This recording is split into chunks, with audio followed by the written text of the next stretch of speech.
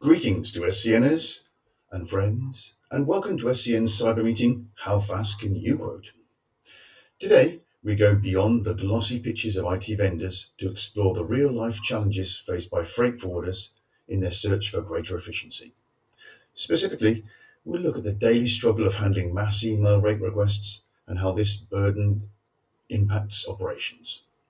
So, join SCN member Cross Logistics along with other network partners as we share their experiences and explore potential solutions with AI specialists Rippy and digital rate management platform WebCargo. Is a smarter, streamlined future within reach? Let's find out together.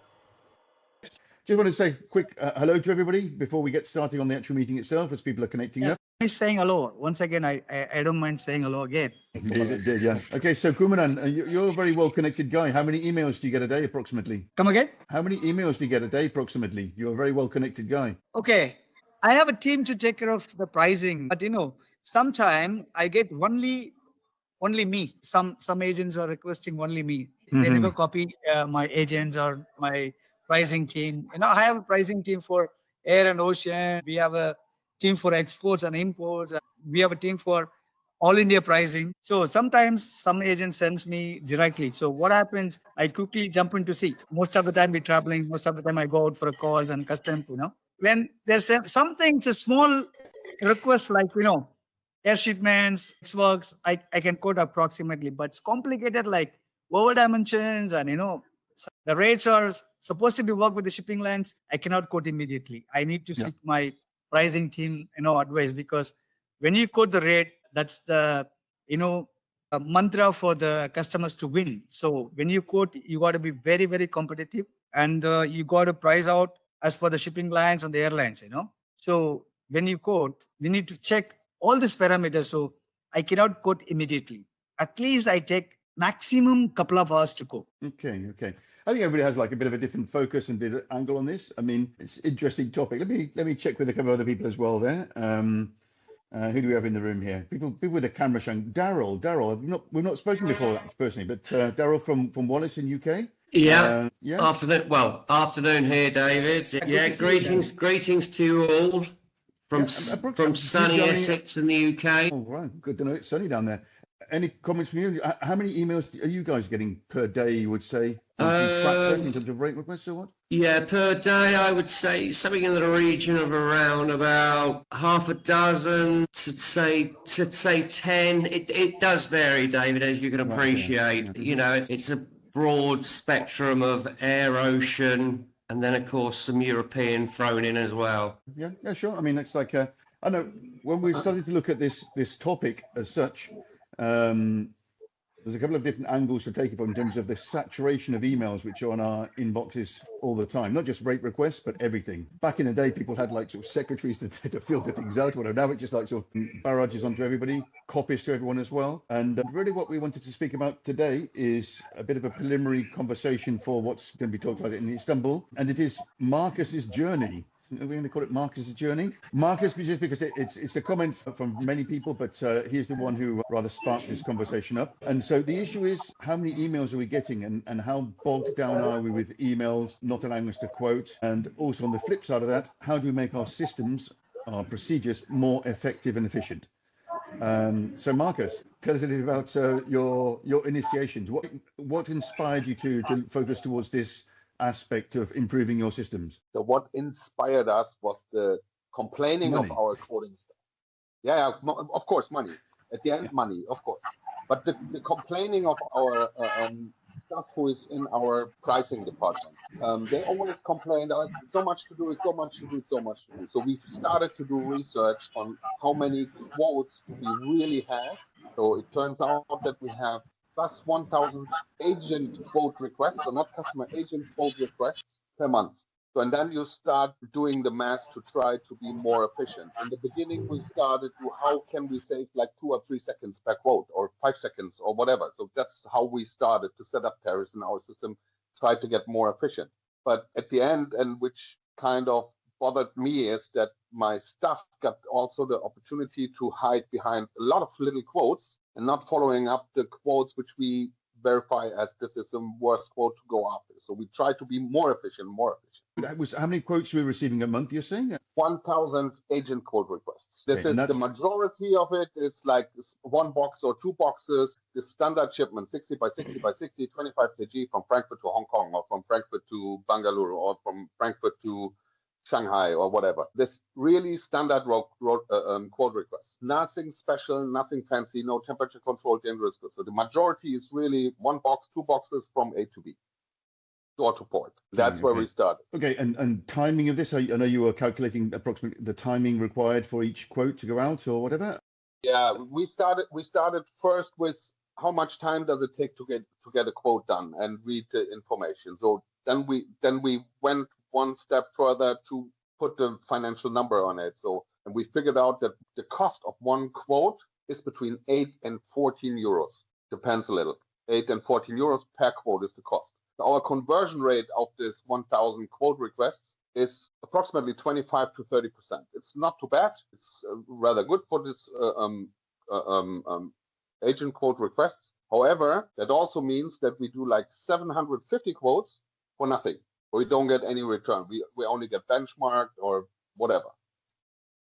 And that's where we kicked off to automate it, to try to make this like a self-working machine. Okay. When you were looking at this in terms of like your timing and the costing per quote, whatever, I assume you were already working with rate management systems for your air freights as well. So it's a question of the automation once you already had like systems in-house in that case. Yes, correct. This was part of step one, trying to save a few seconds per quote. And we started to set up tariffs in our own system.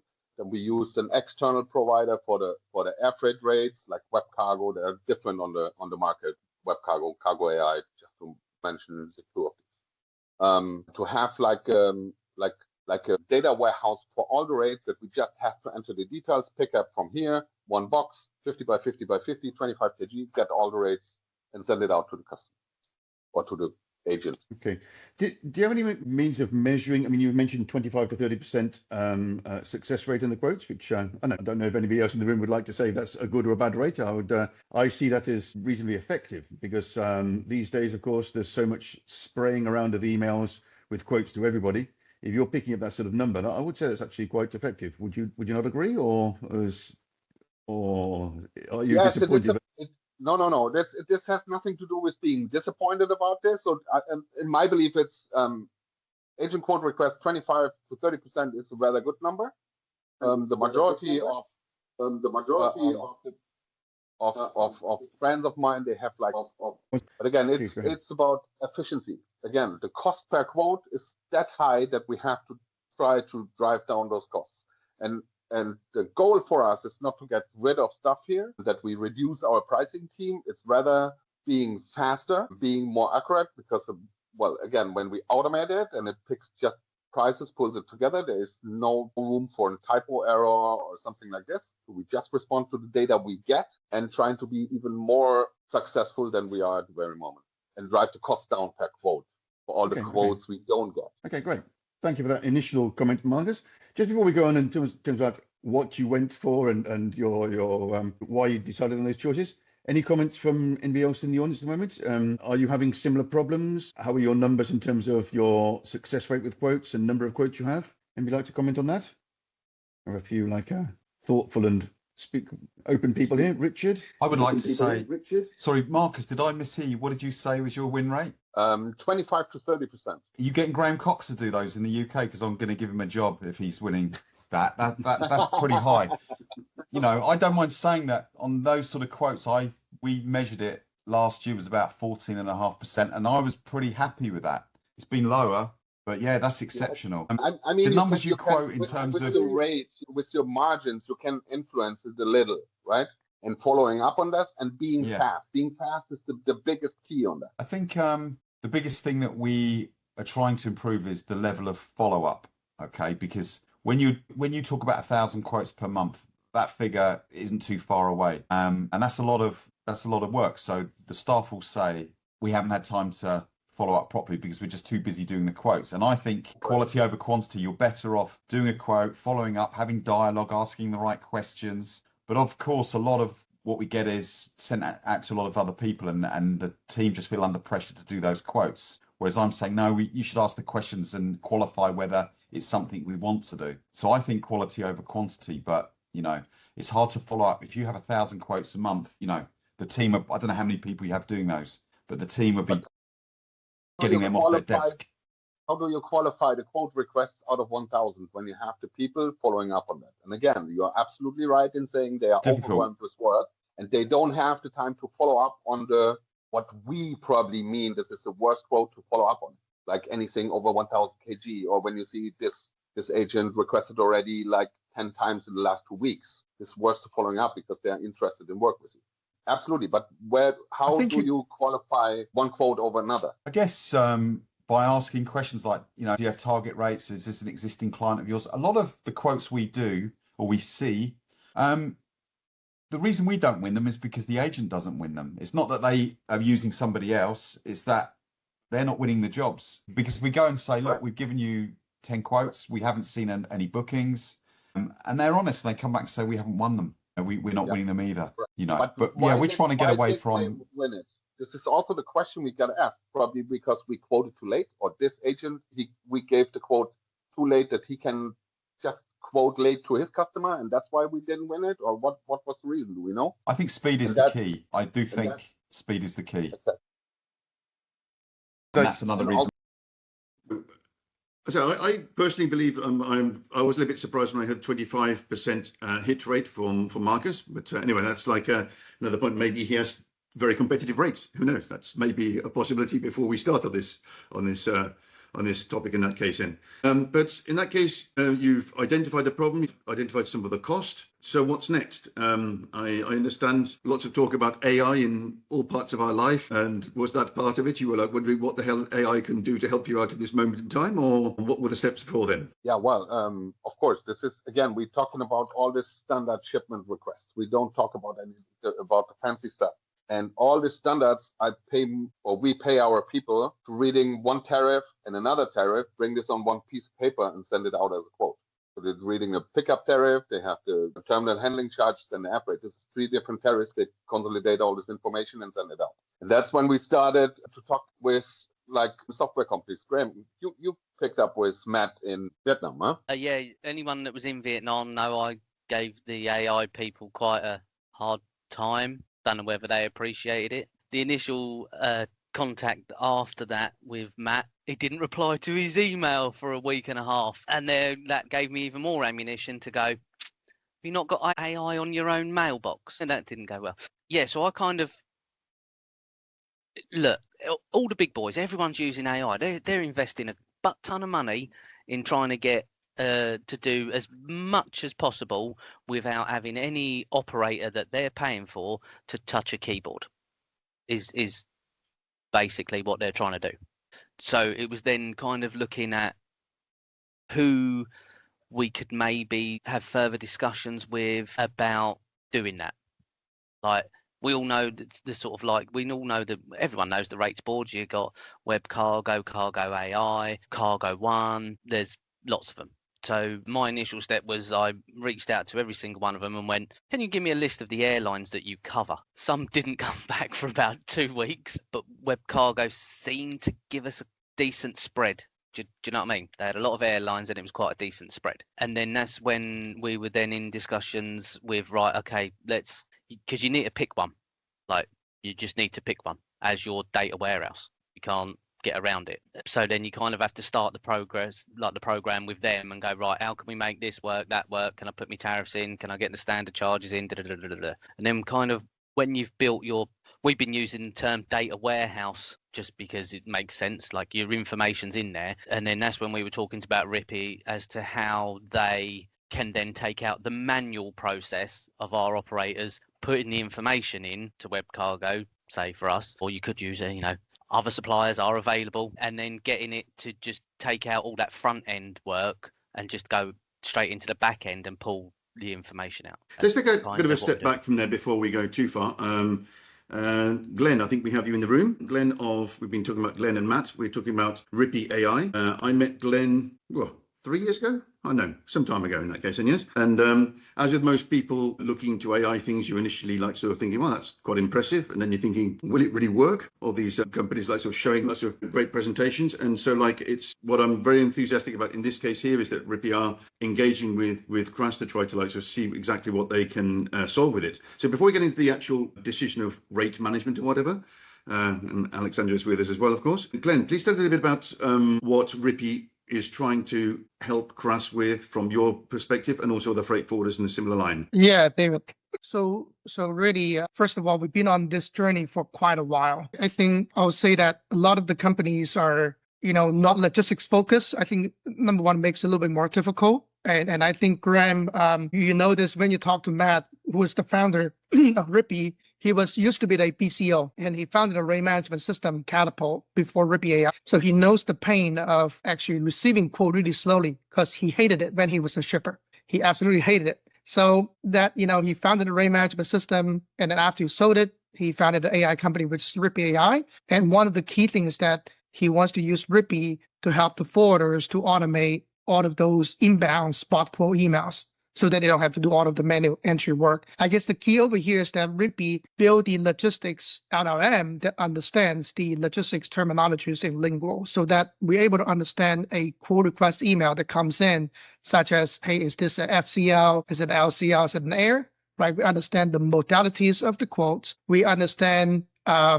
the context of each of quote, right? Some of them says POL, some of them says POD, some of them says origin. We're able to interpret the context of that easily. So we get origin, destination, commodities, all of the basic information that you might need to produce a quote. So Rippy interprets that, grab the right information, and then goes into the chosen system. In this case, from Crass side is the web cargo. So go to the right system to punch in one of those right data sets, right? Again, a lot of them likely will be the door to airport door rate. So you have to select the right, pickup information. And then finally produce a quote that is ready to be sent to either the internal team of Marcus or that go even directly to the customer, depends on the threshold. So really is that we're using AI to replicate human behavior, to read the emails, to go fetch a rate from a rate management system, to put together a quote in your email inbox, and then to send it out. So we replicate entire repetitive human behavior. And Marcus' team can choose to approve a quote within certain threshold, say that it's less than 300 kgs. He will just auto-approve it. It goes out to customer within 30 seconds of time upon receiving that email. Or that if it's above a certain threshold, then he can review it. He can review the quote and make sure everything is good, and then click on approved or adjusted and approved. And it goes out to customer. In any case, his team doesn't have to read the email. It doesn't have to go to the system to grab the rate, right? Waiting for a few minutes. It doesn't have to go create another email again for his client. Everything's put on a plate for him so that he can just a click of a button. It sends that information out to their clients. So this is what we're doing to help Crass, and it will be running 24/7 behind the scene. It does not go into his email inbox. We'll create a designated email address for him that, his email can be just auto forwarded to us. And once we receive those email, the AI will get activated, and then we'll start to work behind the scene. In a really high level, that's what we're doing for Crass. That's great. Okay, there's a few things which come to my mind. I don't know whether people have other questions, but the first things obviously which jump out, and this is before we get involved with the rates themselves and the RTM system. Is it accurate? What's missed here without having the human connection? Richard was talking a bit about the follow-up and asking a few more questions about target rates, whatever, which maybe is not an initial quote. I mean, what are we missing here? Of course, we're going towards a greater efficiency, but I know, are you getting the right rate? What level of responsibility is it if you give like a rate which is $1,000 more or less? How does this all play into the system in that case? Yep, David, this is really good questions. Of course, it's also a loaded question. So first of all, for the rate accuracy, right? The rate accuracy is always depending upon your rate management system, right? So what we're doing is that typically for the AI service provider, we connect to your rate management system via API. So during the implementation phase, you'll be able to test it, right? You're able to punch in, PVG to Frankfurt and figure out if the race is correct. Because normally if one or multiple rates are accurate, and those rates are accurate, right? So it's all depending on the rate data within your rate management system, how much they updated. So we have a lot of emphasis on, do you have a really efficient rate management system tool? If you have that, you have a good foundation for it. Now, we do have customers using rate sheets, right? And if they're keeping those rate sheets up to date, then that's also possible. But at the end of the day is that you've got to ask yourself, right? If my staff go into those rate management system, are they getting the right rate? If so, then we'll be getting the right rate. So I think that's the first question of, are you putting the right rate? And again, you can get that, right? The second thing, it goes down to I would say, the things that we can process or cannot process, right? So like I said, we're working with Marcus is that in the phase 1 of the rollout, we're not going to tackle all of the quote request email. So we're going to tackle the standard regular quote request email so that we ignore the hazardous, right? We ignore the temperature control, those tricky ones, oversize, overweight, over length. So we can set parameters that we don't touch those at this point. And whenever we see those quote requests that comes in, it goes back to the human team. So the AI is designed to handle the one that is repetitive, standard, and we're very efficient on that, right? So that is the phase 1, so that you can get familiar with it and we're able to quickly get those out of the way for you. And then his team can focus on those more challenging quotes. And that's what does that look like in terms of an inbox? So I walk into the office in the morning with inbox and I've got 30 emails. I will find that there are 10 exceptions, which I have to look at personally. There are 20 which just need me to approve, or I can later say, okay, I'll just let it approve itself because I'm confident with the system. Is that more or less how it works, or what's the vision there? I can jump in here, Glenn. So our wish product is, of course, that this runs behind the scenes. This is our wish list. So we have a Christmas wish list. So let's see if Glenn can fulfill it. But I believe so. I'm confident that we will. It will be a learning curve for all of us. And exactly what Glenn said, we have to build exceptions. We have to figure out what exceptions these are, like dangerous goods, temperature control, oversize, yada, yada, yada. Whatever we want to kind of have human interaction so that our specialists look after it. And all the others, the standard code requests should run, in best case, fully automatically. Just the wish product. Okay, right. Let's pull Alexander in at this moment in time. Yes, of course, Glenn, you've been mentioning that what you need is of course an organised and a correct rate management system. So let's pass the buck down to WebCargo. Are you seeing this sort of implementation of WebCargo? WebCargo has been around for 15 years? I don't know how long. Quite a long time now. Little bit more. Good morning, everyone. Good morning, David, and the rest of the teams. Just let me first say that I feel a little bit sad when I hear that is exactly the same WebCargo or the other platforms.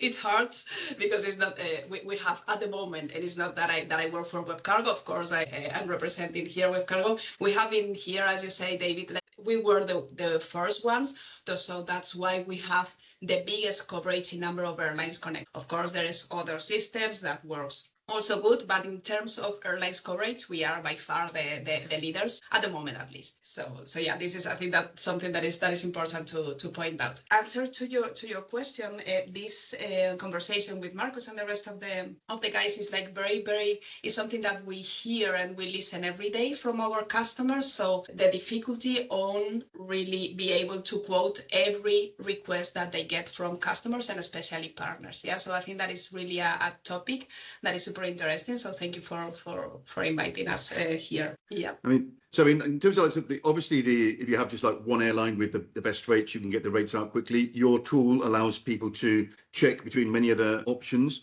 but of course it still requires, as Marcus was saying before, what was he saying? 8 to 14 euros in cost time per quote, so even using your system or another rate management system. But so here we're looking at integrating the rate management system with Glenn's RIPI. Sorry, are you seeing this with other clients of yours? Do you know of other multinational clients which are using AI for getting the rates out quicker, or is it just an automated system where they are plugging into a database? How is this operating with other clients which you are seeing in that case? Honestly, this is and learning from Crash is the first time that I knew about Ripley. So happy to know them. I think that sounds really promising and interesting what we are doing. At the end, we are we are all here working on automatization, efficiency, and streamlining of the process. So I think that makes perfect sense. We do this part together with the airlines. So we have the rates, we put everything together in front of the freight forwarder. So then systems like Ripley, for me, makes perfect sense, like in this process, now to streamline everything. What we hear from other platforms or from multinationals or other customers are more like a specific solution sometimes that they have, but very punctual things. For example, the possibility of reading the emails and converting it into rate request to the airlines. These are the things that I typically, me and my team, typically we hear more or we encounter more. So the possibility of reading the emails and transfer it into a quote. First time that I hear about Weekly. Okay. I asked before to Glenn, say, what is missed in terms of like the personal connection, I suppose, is part of the question there, in terms of in the old days, before I was working in this industry, like ringing up the airlines and asking for having a certain rapport with the airlines, negotiating rates with a certain volume of it. Of course, this is kind of missed in a way. Do you think that is something which is, we would agree with that point, or is that not really something which is the human element, shall we say? The human element and customer service. I was at Multimodal yesterday, and I gave both barrels to like every single shipping line that was there, because the shipping lines and the airlines, and to be fair, lots of the bigger companies, if you look at your utilities people, your phone providers, your everything, customer service went out the window during COVID, and it just hasn't come back. Like, they don't want to have people doing customer services. They all want to just have minimal staff and have an automated system with dynamic rates that's controlled effectively by some bot crunching numbers on their, return efficiency on a particular route at any given minute. Right, yeah. I mean, there's obviously like, I think it was Richard brought up earlier, the nuance of like sort of human interaction and sort of finding out a little bit more about the traffic itself. I mean, for a spot rate, there's no two ways about it. You have a shipment to move, it's that rate. I mean, is it part of a larger traffic or whatever? Of the opinion that it just doesn't really matter anymore. It's just a question of quote 1 by 1, Graham, and that's it, yes?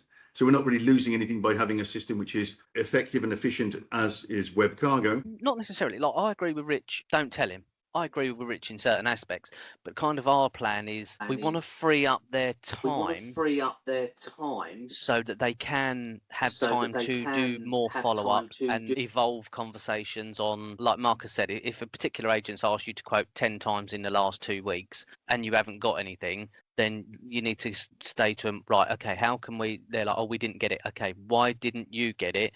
Why didn't we get it?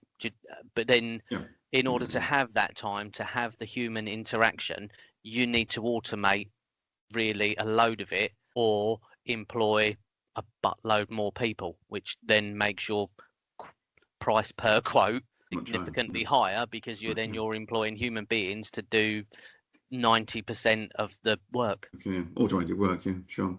What about the issue? It's also like a matter. I mean, again, when this is automated, and we have, especially here in Europe, there's an US partner requesting a quote on his noon or afternoon, he won't get any response up until Monday. With the automation, at least we can cover standard requests and he can quote immediately to his customer. So speed again. Okay. What about accuracy? I asked Glenn before, and of course, everybody in IT tells that computers either work or don't work. It's either 1 or 0. So like if, for example, Marcus pumps out a rate of 2,000 euros, whereas Lufthansa's actually got a cost of 3,000 euros, and somewhere down the line there's an error in this. Is it Lufthansa's web? Is it the transmission from web cargo? Is it the understanding of Rippy? Or who does Marcus go to for his 1,000 euros, which he's down on? How accurate is all of this? We won't know until we do it. That's the simple answer. But this is a question to the IT people, right? How accurate is it? We don't know. Like the IT people, like this is kind of the way the IT works. So like Glenn's system will only pull out of, for argument's sake, we're dealing with web cargo, right? Glenn's system will only pull out the information that's in web cargo for your standard FOBs, your collection tariff. So if you've got bad data in your data warehouse, Rippy's always going to pull bad data as the result. So therefore, the idea is to try and keep your data warehouse as up to date and cross-checked as much as possible. But the simple answer is it's a kind of it's a new project, and until we like start firing stuff into it and getting stuff out, we have actually no idea how accurate it's going to be. And David and Graham, if you don't mind, I'm chiming in. When we initially started, we got all of the quote automatically responded to the customer, like without the human touches. So like Graham said, right? I think in the middle of the journey, we kind of pivoted a little bit to say, hey, we have two options. One is going back to the customer directly without any human interaction. And the other one is approval process, right? So I think for most of the companies, when they're starting out, we feed all of the quote requests back to their team. So their team can review the cost, they can approve the cost before it goes out. So you can do that for the next, say, 2 or 3 months until you feel comfortable. Then you're like, okay, now the system is good. You know, it's been consistent. It's been giving me good data, and I can allow certain type of quote go directly back to the customer. So you always have that option. I have some customer would never go automatic, meaning that they would always want to approve the quote. That's fine. That's absolutely okay. And they want to have that human touch elements of that. It's okay. And certain customer, because they have a lot of quote, they couldn't touch every single quote. They're like, that's the threshold within, X number of kgs, it goes back automatically because the amount is so small. I'm okay. I can afford that, right? Even if there's some sort of non-human touch elements in there. Right? So I think you can kind of set it up. But at the end of the day, is that you have time to build that comfort level, right?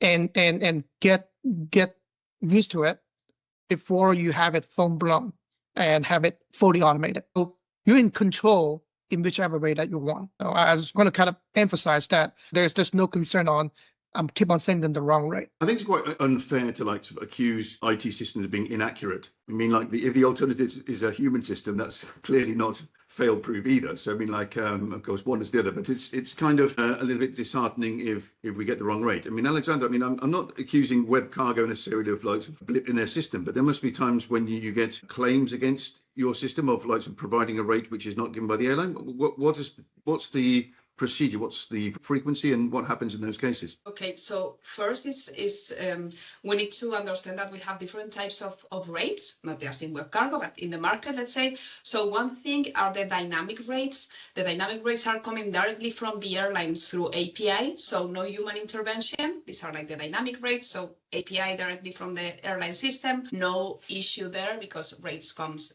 directly, and 99.8% of the times they are correct. Then we have the manual ones. So we have a manual process to upload the rates coming from the customers, like the console rates or the specific rates, special agreements they have. So of course there is a human part here. And third part will be the part that the freight forwarder insert themselves into the web cargo as their FOB chargers, their tracking. Yeah, so this is also based on human intervention. So of course, as Graham was mentioning, it depends on how good we do our work here. The freight forwarder by loading their own rates the best as possible, and also our teams. Yeah, I must admit that of course from time to time we have errors. When we put human hands, we can incur in errors there, but typically it's a process that we have been doing for a long time, and we have it like quite good solution, let's say. We do it depending on the market and depending on the change of the rates of the airlines, but is something that we do regularly, and we check every day, let's say, the rates. But yeah, some errors can happen. Yeah, and some errors can happen. Sometimes there's interpretation of the rates given by the airline, in which case, I don't know, are there... Yeah, presumably there are claims there. For example, somebody makes a booking on Lufthansa. I mean, they're made a booking at whatever, 1,000 euros. It's like 1,000 euros more. Does this happen? And you say, like, if it comes through the API from the airline, it is 100% fail-proof, or not your responsibility in a sense, but it's your transmission of their data in that case. Correct. This is not our responsibility. At the end, we are a platform just connecting the different dots. Yeah, so we connect the airline API to the freight forwarders. So we just mirror what we get from the airline. So of course we don't have responsibility there, but the rate to acceptance is around 98%. So yes, from time to time, talking about dynamic and API rates we receive is really, really, really good. Yeah, it's different of the manual process for the rest of the things. But it happens not just in web cargo or in other platforms. Sometimes we all know that we call an airline, we mail an airline, they give us a rate, and 100% of the times they don't provide this rate, yeah? 1 or 2 times per month, per year or whatever, they cannot commit, or they cannot give you the rate that they commit. So we need to talk about them, we need to talk to them. So it's exactly the same if you do through WebCargo or through any other platform. In these little exceptions, you need to talk to the airline and then find a solution that is good for both. Now, as I say, like it's quite hard to demand 100% accuracy level of a computer when the alternative is like 5 staff who are going to make errors from time to time. It's not exactly a fair benchmark one way or the other in that case. And let me see if I can pull other people in. I mean, are other members of SCN or other freight forwarders here looking at these sorts of systems? Is this all like just something you're looking to in the future? Anybody has tried any other systems or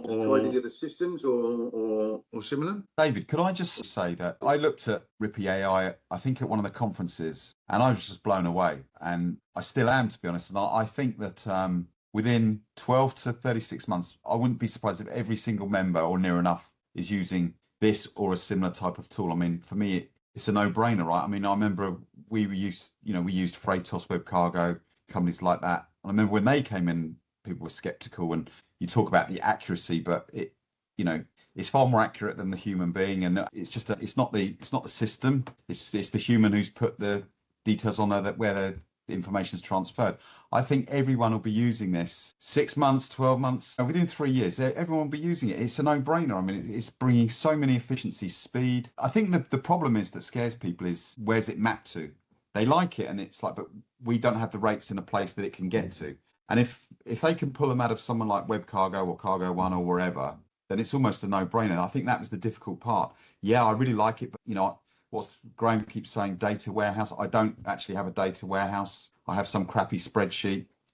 But I think once that's eliminated, that problem, everyone's going to be using it. Just hope Glenn's not going to charge €13.99 per transaction to beat Marcus's 14 or whatever. So, but I think it's fantastic. So that's my prediction. I think very soon everyone will be using it.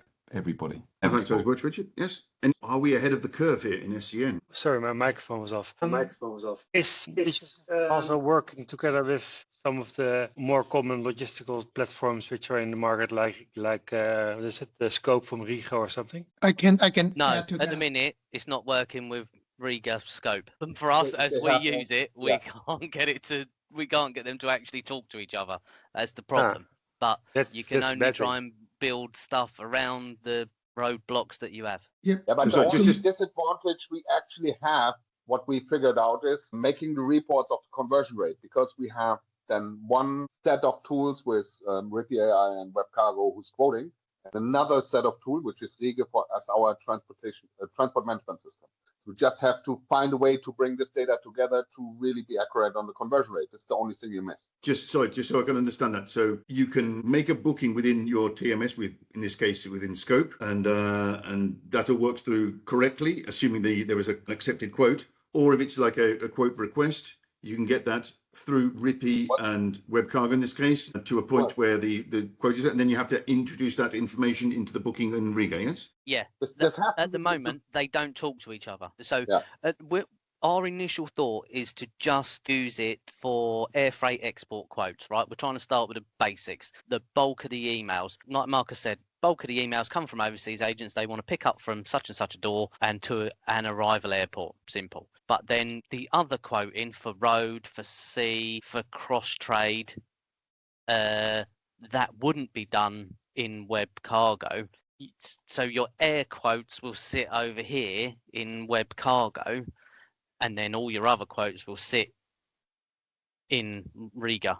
It's not ideal, but Sasha's on here. I'm sure he'd love to go down that rabbit hole. Actually, Alexandra has her hand up before Sasha, so let us pass the word over to Alexandra. No, just for the information of everyone here, I perfectly know Riga because we have been also talking about synchronizations in our way to give more efficiency to the freight forwarder. So exists a way, we have some APIs that can connect with your TMS directly. So we can synchronize quotations and we can synchronize also e-booking information with the TMS. But then us as a software company, we find a stopper in the TMS regarding this. Yeah, so the solution exists. We have it, but of course, then we need to trust that the TMS will take our hand and be possible or do this connection possible. But it exists.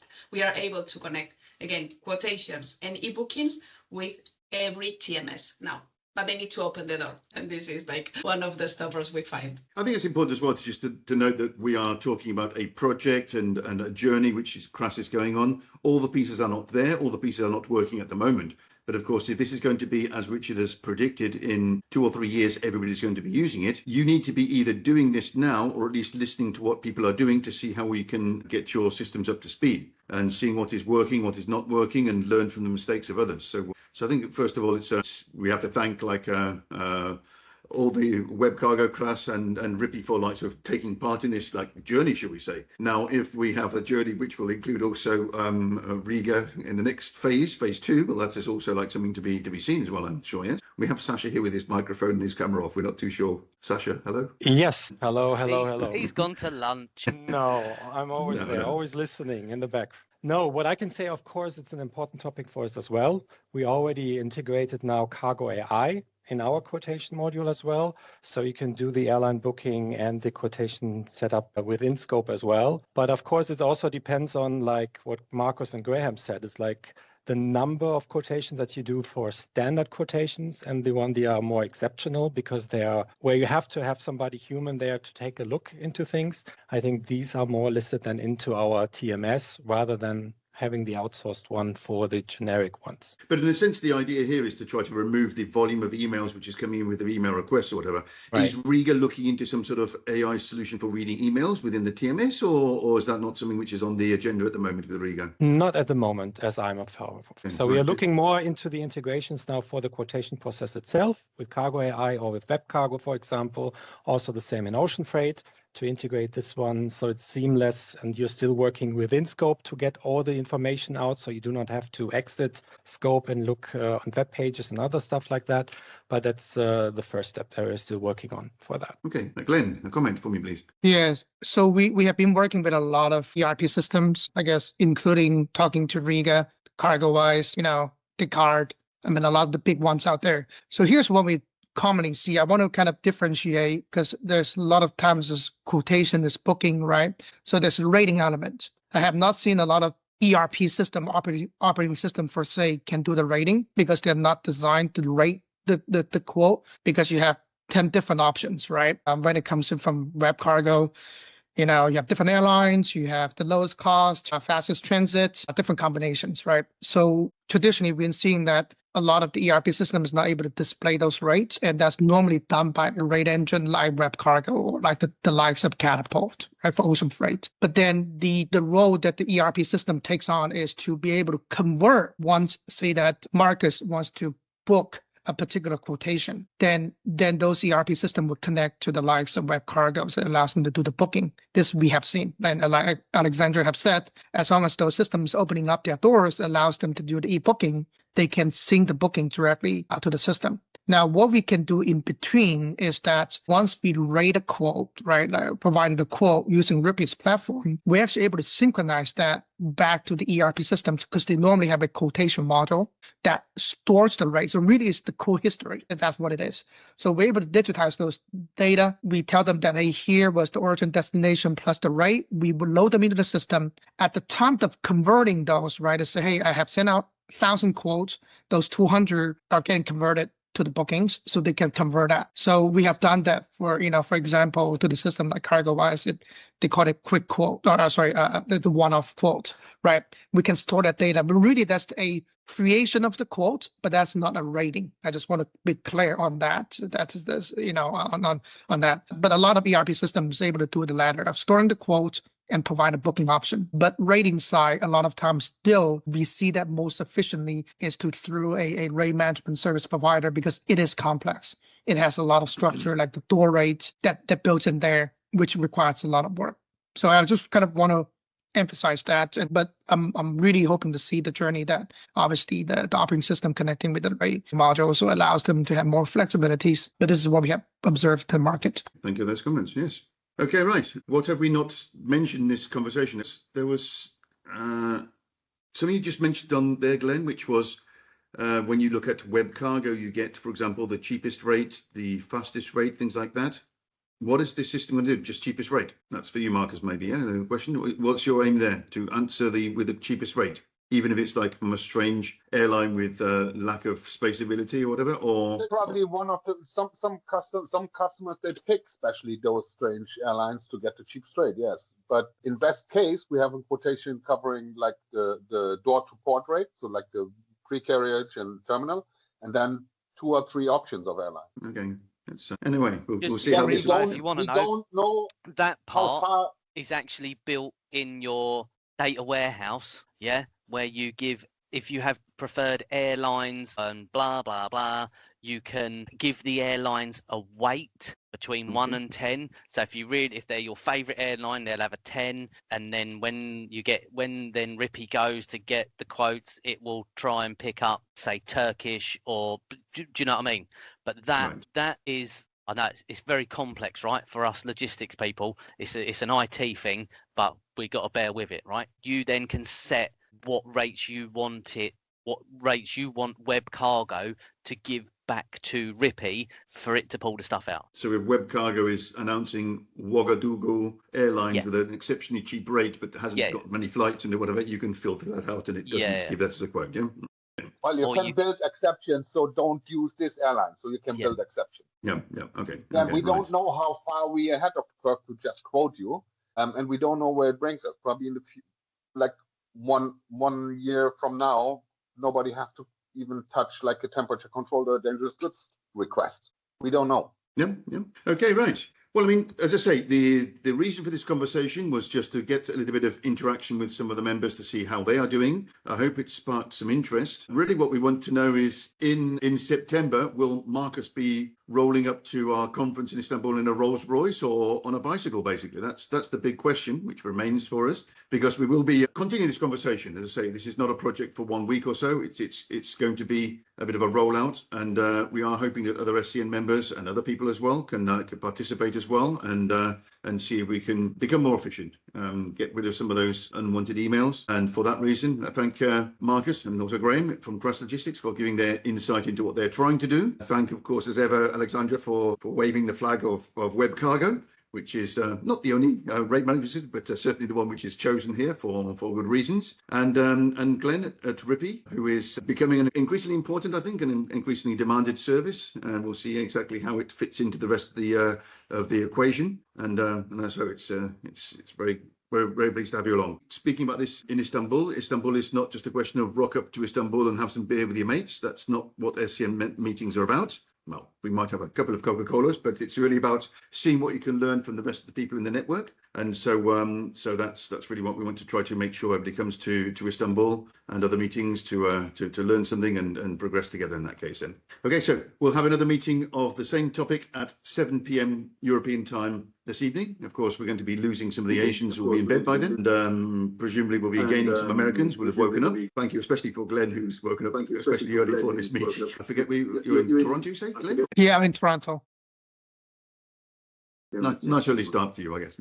So again, thanks everybody. Sorry about the quality of my sound. I'll see if I can get that sorted out for my next meeting. See you all in Istanbul, I hope.